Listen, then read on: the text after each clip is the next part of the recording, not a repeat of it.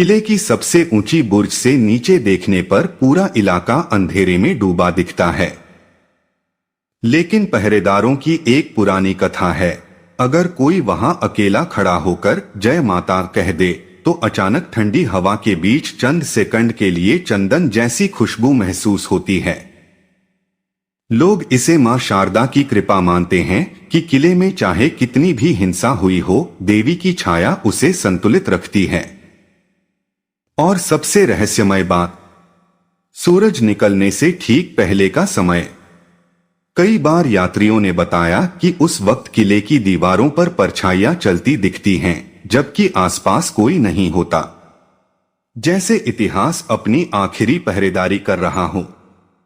फिर पहली किरण पड़ते ही सब गायब।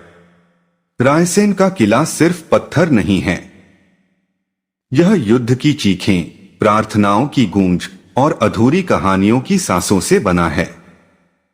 दिन में यह इतिहास है, पर रात में यह याद दिलाता है कि कुछ किले जीते नहीं जाते, वे जागते रहते हैं। तो आखिर रायसेन किले की कहानी हमें क्या सिखाती है?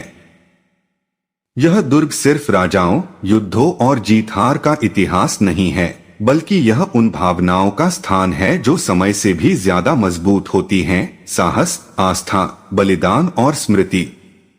यहाँ जो खंडहर दिखते हैं वे टूटे पत्थर नहीं, बल्कि अधूरी कहानियों के प्रहरी हैं। दिन के उजाले में यह स्थापत्य और वीरता का प्रतीक है, पर रात के सन्नाटे में यह एहसास कराता है कि इतिहास कभी पूरी तरह मरता नहीं, वह जगहों में बस जाता है।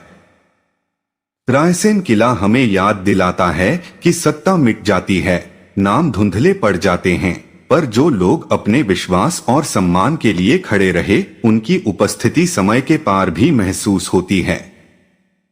शायद इसलिए यहाँ आने वाला हर व्यक्ति कुछ पल के लिए चुप हो जाता है, जैसे वह भी उन अनदेखे पहरेदारों की उपस्थिति को महसूस कर रहा हो। रायसेन सिर्फ एक किला नहीं, यह अतीत की जागती हुई स्मृति है। तो ये थी रायसेन किले की वो रात, जिसने देखने वालों की सोच बदल दी।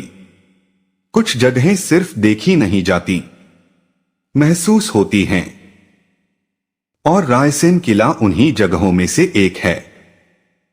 अगर आपको भी ऐसी रहस्यमयी, डरावनी और सच्ची ऐतिहासिक कहानियां पसंद हैं, तो channel touch my heart R.M को अभी सब्सक्राइब करें, क्योंकि यहां हर कहानी